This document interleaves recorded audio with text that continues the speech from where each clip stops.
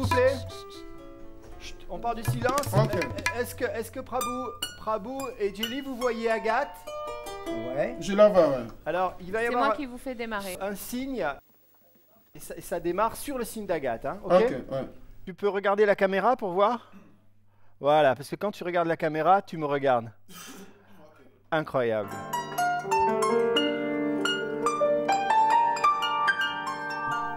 Prenez de la place derrière. Hein.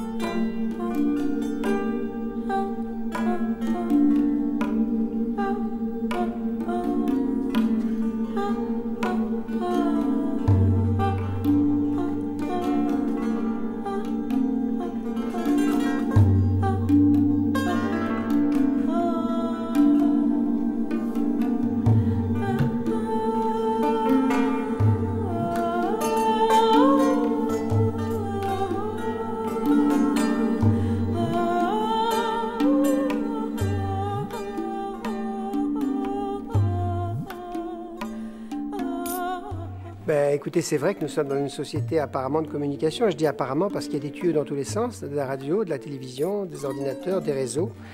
Quelques chiffres, nous sommes 6,5 milliards sur Terre, il y a 4,5 milliards de postes de radio, 3,5 milliards de postes de télévision, 2 milliards de téléphones portables, moins d'1 milliard d'ordinateurs. Donc je dis oui, nous sommes dans une société de communication au niveau des techniques et des outils, et nous découvrons avec effroi, mais après tout nous aurions dû y réfléchir plus tôt, que c'est pas parce qu'il y a des techniques que les hommes se comprennent mieux.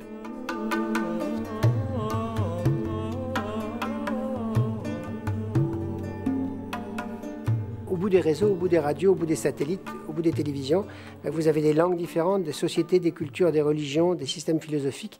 Et du coup, on découvre qu'il ne suffit pas d'avoir des techniques qui permettent de transmettre extrêmement rapidement des sons, des images, des données, pour que vous, les hommes, se comprennent et aient envie de communiquer entre eux. Donc ce qui m'intéresse et qui est le vrai défi politique, et le défi scientifique du début du XXIe siècle, c'est nous avons le village global et nous débouchons sur la tour de Babel.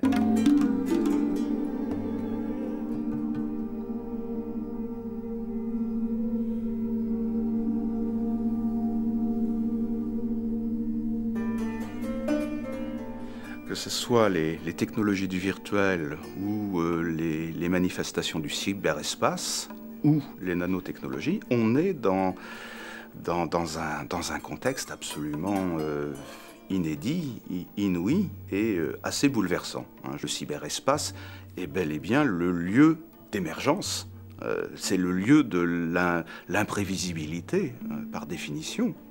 La culture de l'internaute est une culture qui le prédispose à cette espèce de surfing généralisé. Et quand on parle de surfing, on désigne à la fois l'aventure, la découverte, l'impondérable.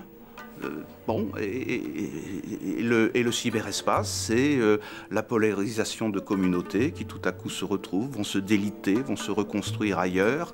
Et tout ça, c'est le nouvel infini dont parlait autrefois Nietzsche, à sa manière. Vous êtes un lieu de passage.